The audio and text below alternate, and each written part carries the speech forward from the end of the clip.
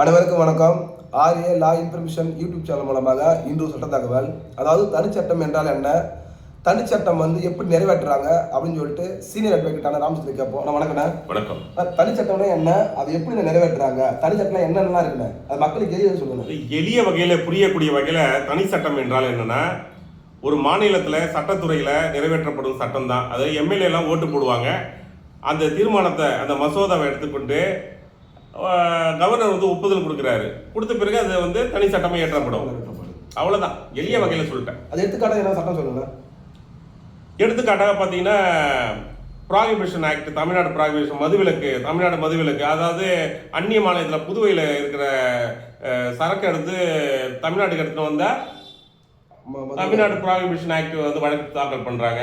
Tamil Nadu women's harassment act இருக்கு, இது குண்டல் தடுப்பு சட்டம் இருக்கு. இது போல தான் இந்த தனி சட்டத்தை நிறைவேற்ற ஒவ்வொரு மாநிலத்திலையும் அவங்களுக்கு ஏற்ற தேவைக்கு சட்டத்தை நிறைவேற்றலாம்.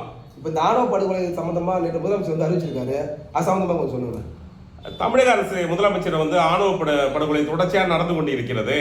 அதுக்காக பல பேர்கள் போராட்டம், தலைவர்கள்லாம் போராட்டம் பண்ணதுனால இந்த குற்றங்கள் குறைக்கப்படணும் என்று அவர் இந்த சட்டத்தை நிறைவேற்றிருக்காரு. இதுக்கு ஓய்வு பெற்ற நீதிபதி எம்.கே. பாட்ஷா தலைமையில் சமூக ஆர்வலர்கள், மூத்த வழக்கறிஞர்கள் இதெல்லாம் ஒரு ஆய்வு பண்ணி அவங்க இந்த சட்டத்தை நிறைவேற்றுறதுக்காக, இந்த ஆணவ படுகொலை தடுப்பு சட்டத்தை நிறைவேற்றுறதுக்காக இருக்கிறாங்க.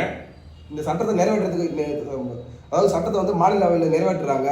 இப்போ ஒன்றிய அரசுக்கு அது எதிர்பார்த்து சட்டம் செல்லுமா செல்லாதானே? அதாவது ஒன்றிய அரசு, மத்திய அரசு, சென்ட்ரல் கவர்மெண்ட்ல ஒரு சட்டத்தை நிறைவேற்றும் போது அவங்களுக்கு எதிராக இருந்தாலும் சட்டம் செல்லாது. அது இந்திய அரசியலமைப்பு சட்டம் ஆல்ரெடி இருக்கு. அவங்களுக்கு எதிராக இருக்கக்கூடாது. அது சம்பந்தமாக அவங்க நிறைவேற்ற சட்டத்தை இவங்க நிறைவேற்றக்கூடாது. அதுக்கு எதிராகவும் இருக்கக்கூடாது. அது எதுக்காக அல்ட்ரா வயசா அதை இது அது சட்டம் ஏற்ற முடியாதுங்க. இந்த ஆணவ கொலை தடுப்பு சட்டத்துக்கு அந்த சட்டம் இருக்குன்னா, இப்போ சட்டம் போறதால மக்களுக்கு என்ன பயன் இருக்கு?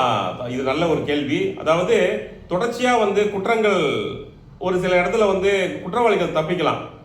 அதாவது புகார் கொடுக்காம தப்பிக்கலாம், அவங்களோட இன்ஃப்ளூயன்ஸ் தப்பிக்கலாம்.